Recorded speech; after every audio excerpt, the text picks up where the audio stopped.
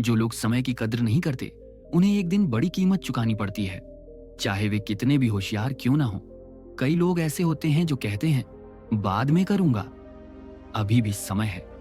वे अपने काम में देरी करते हैं, आलसी रहते हैं और धीरे धीरे जीवन के बेहतरीन मौके गंवा देते हैं।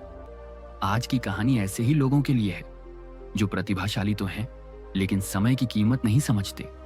एक बड़े शहर में रयान नाम का एक लड़का अपने परिवार के साथ रहता था। रयान पढ़ाई में बहुत होशियार था। वह अपनी कक्षा का सबसे अच्छा छात्र था और उसके सभी शिक्षक उसकी बुद्धिमत्ता की तारीफ करते थे। लेकिन रयान की एक बड़ी समस्या थी।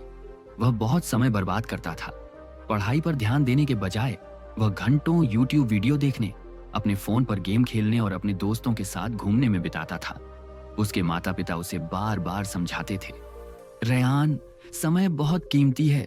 अगर तुम इसे अभी बर्बाद करोगे तो बाद में पछताओगे।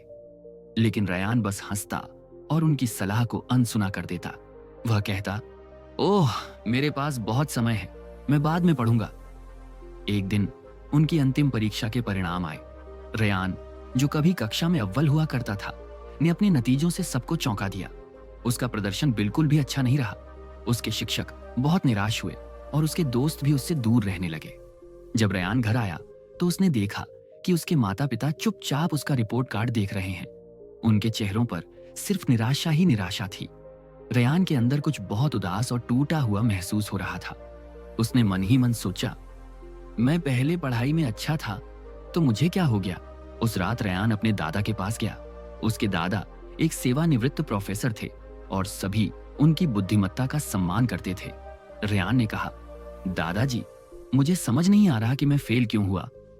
उसके दादाजी थोड़ा मुस्कुराए और बोले, बेटा, तुम्हारी बुद्धिमत्ता में कोई कमी नहीं है। समस्या यह है कि तुमने अपने समय की कद्र नहीं की।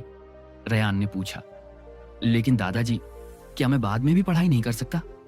उसके दादाजी ने सिर हिलाया और कहा, नहीं बेटा, समय नदी के पानी की तरह है। वह देर से उठता था, जरूरी काम टालता था और ऑफिस संभालने की बजाय घंटों सोशल मीडिया पर घूमता रहता था। एक दिन उसके एक बिजनेस सलाहकार ने उससे कहा, एडम, तुम अपनी सबसे कीमती संपत्ति समय बर्बाद कर रहे हो। अगर तुम अभी नहीं बदले तो तुम्हारी कंपनी खतरे में पड़ जाएगी। लेकिन एडम हंसा और बोला, ओह, मेरे पास काफी समय है, मैं बाद में काम कर सकता हूं। कुछ महीने बाद कंपनी का मुनाफा कम होने लगा। उसके प्रतिस्पर्धी आगे निकल गए। कर्मचारियों का उस पर से भरोसा उठ गया। यहां तक कि निवेशक भी अपना पैसा निकालने लगे। एडम ने फिर सब कुछ ठीक करने की बहुत कोशिश की, लेकिन बहुत देर हो चुकी थी। उसने सब कुछ खो दिया।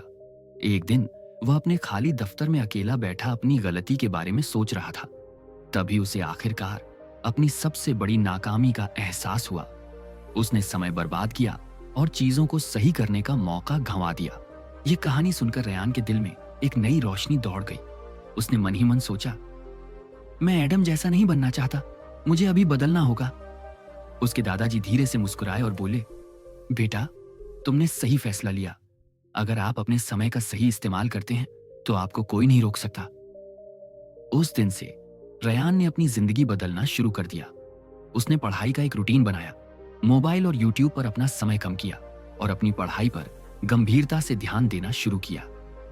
धीरे धीरे उसके ग्रेड बेहतर होने लगे और जल्द ही वह फिर से अपनी कक्षा में अव्वल छात्र बन गया। कुछ साल बाद रयान एक सफल उद्यमी बन गया।